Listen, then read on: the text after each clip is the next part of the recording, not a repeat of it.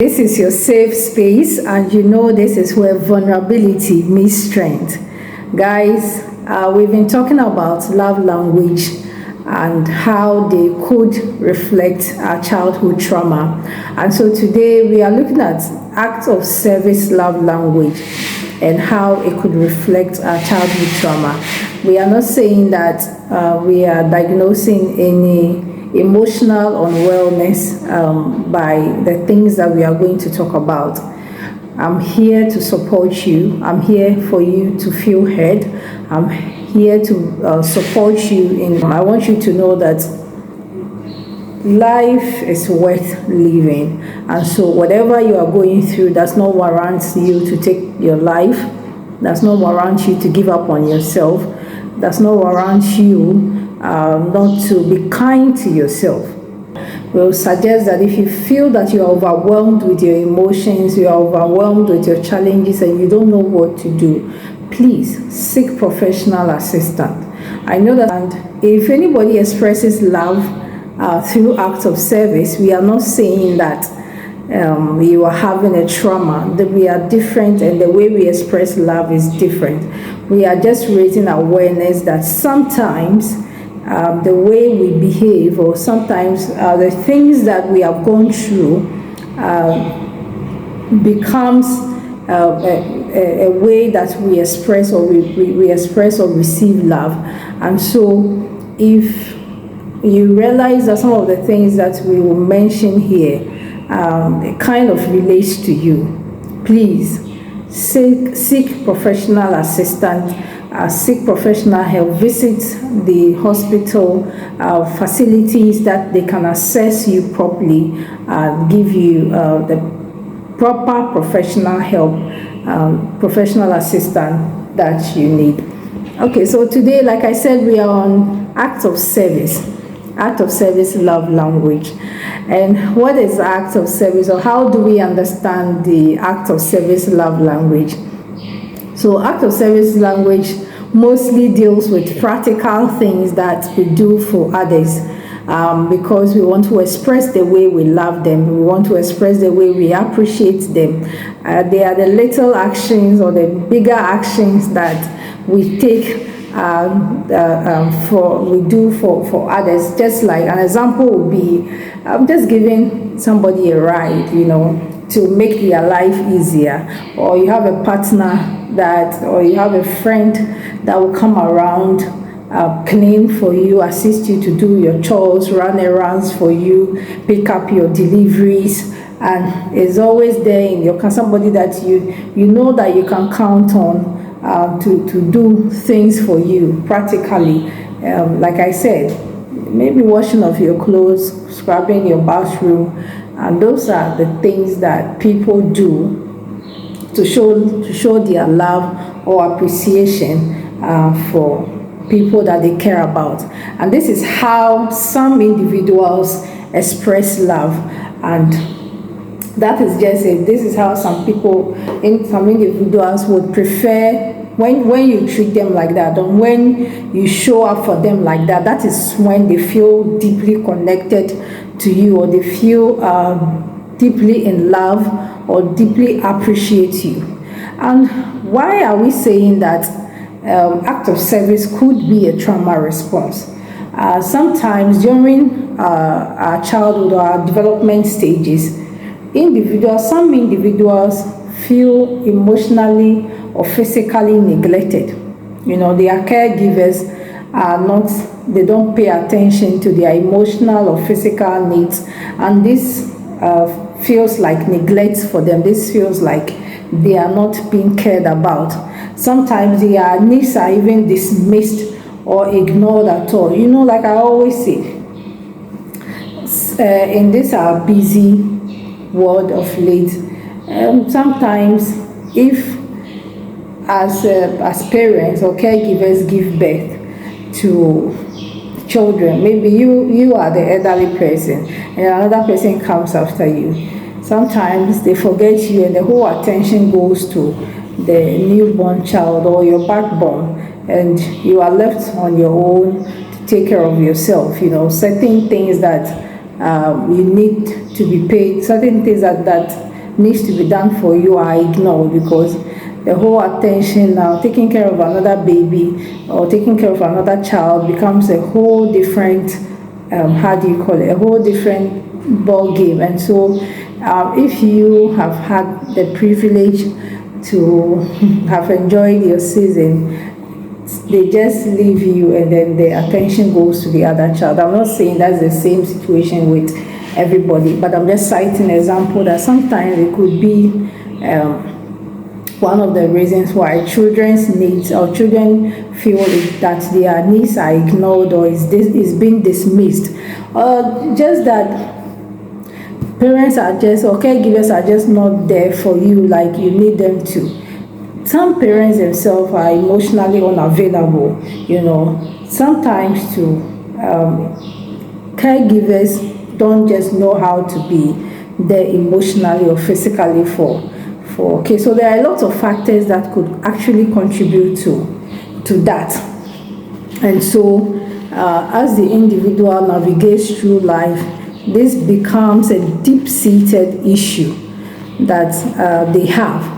And so when they find somebody who will be there for them, who will do all those things for them, who will give them that attention, who will cater for their needs, and mind you, those people are very detailed oriented. So if you pay attention to all those little things about them, maybe you go to their place or you are with them and you realize that they need this assistance, and you go out of your way to do it for them, they really appreciate you because they feel like nobody was really paying attention to them like that, but you have gone out of your way to do that for them. And so it becomes so they actually love that, and for you to do that for them. Also, trauma can leave individuals feeling powerless, like the fawn response. So individuals feel like they have to do things for you to please you or to please the person that is in their life, the person they care so much about, because they don't want any fight, they don't want to offend you, they don't want to have anything with you that will cause that relationship. And so whatever they will do in their means, within their means to cater for your needs, they will do it. And so you see them running around, you see them doing everything just to make sure that their partner or the person they care about is being taken care of.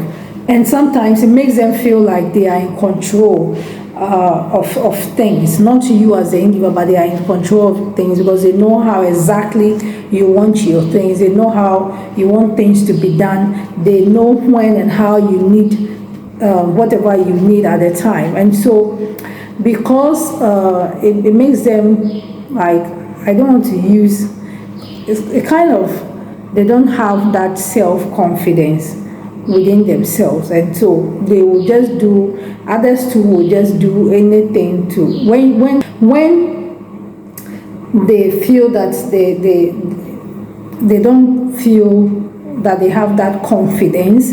Do you get me? When they don't feel like they have that confidence and somebody makes them like a big deal, somebody is taking care of them, somebody is there, and so they have a partner that pays attention to all those little details and will do that for them, it makes them like feel loved, it makes them feel like somebody actually thinks of them, it makes them feel deeply appreciated. So in the other way, if they are the one receiving, they are the one giving you the love, sometimes they feel like if they don't do that, you will leave them because nobody pays, really nobody, they don't want to have that altercation with you.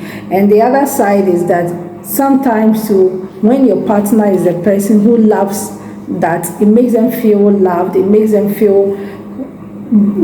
appreciate you more because they feel like you go out of your way to do things for them.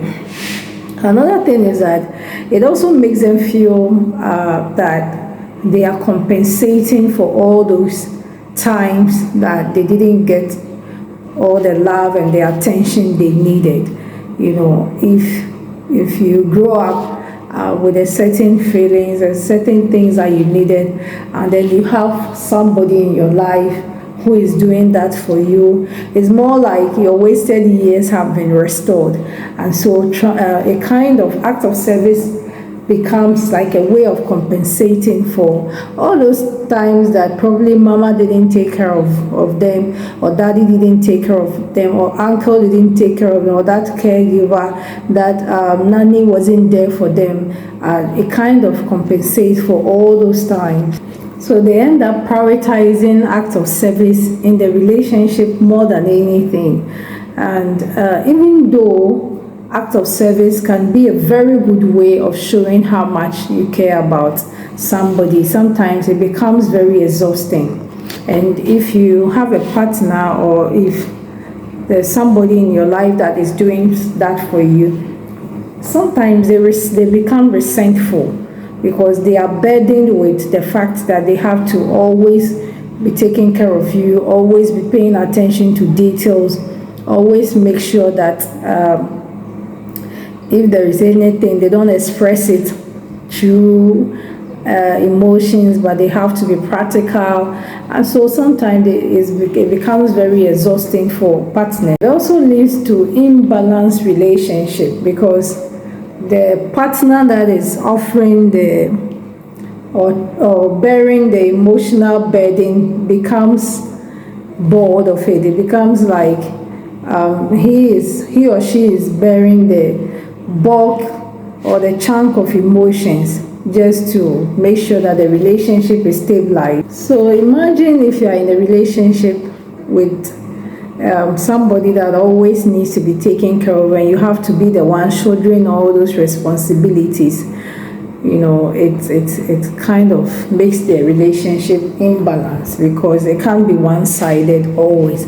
Another thing is that act of service can also distract emotional intimacy, because you always have to be doing something. You are always doing something for the other person, and so emotionally the person is not vulnerable with you. They are not able to connect with you, and so it becomes exhausting. It becomes exhausting to always be going around and trying to do things to please your partner. And so how do we heal from this? Like I always say, the first step is that you have to know what you are dealing with. You have to know what you are going through. If you know that the way you express or receive love is unhealthy, and it's because of something that has happened to you prior, or something that has been a challenge for you during your early development stages, and so it becomes something that you need to find a healthier way to express love. You need to find a healthier way to express love. So first, you have to be self-aware. Like we always say, that the first step to every healing process is knowing what you are dealing with, or knowing your problem. And then you can talk to professionals, you can talk to counselors, you can talk to psychologists for them to be able to assist you. Another thing is that you need to express yourself to your partner. So if you are one that is always going around and trying to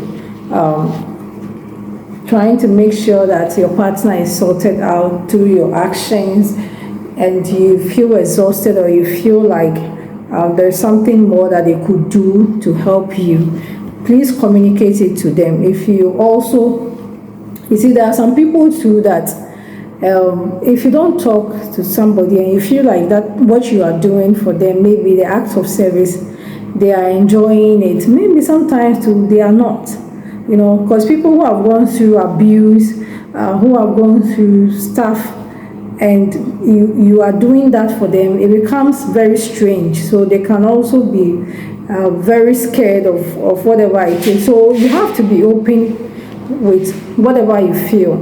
Maybe whatever you think that you are doing something for somebody and they are not appreciating it, but really that's not the way they feel like receiving or expressing love. And so you need to communicate with your partner. If you are also burdened with always doing stuff for your partner, communicate it to them so that you come out, you find a better way to meet each other, or a better way to express kindness and love to each other. It's not like we said, it's not just relationship. It's not just romantic relationship. It could be just friendship. It could just be people that you care about. You go out of your way to do things for them just because it's something that you have struggled with. And so because you don't want to lose people, because you always want to be there for others, you kind of express love and go out of your way to do things for people, and you are stressed about it. But because you don't want to have any issues with them, you just have to continue to do that so that you don't so it becomes people pleasing. So communicate to people, and then find healthier coping mechanisms, how to regulate your emotions properly, and don't be afraid to be vulnerable to people you trust. Get to know people, build a good relationship around you so that you can be able to express yourself, how you feel, so that you can find healthier means of coping with any form of trauma or any form of stress that comes your way. And so we've mentioned a few. I hope that you have taken a thing or two from this. What I want you to know that I'm right here in your corner, always here to support you. If you want to talk to somebody, if you feel, especially as a youth, there is some concerns that you have, you can reach out to me, and then we can talk about it. Also, emotions are complex. The way we handle things are different, and so this is not just it doesn't end here. Please learn, read, get to know yourself, seek help that you need, and be patient with yourself whilst you navigate through your journey. This has been Safe Space, and Safe Space, like I say, this is where vulnerability meets strength. Do well to share our video, do well to like it, comment, and hopefully we meet again and we continue with the rest of the love languages and how they could reflect trauma. Bye.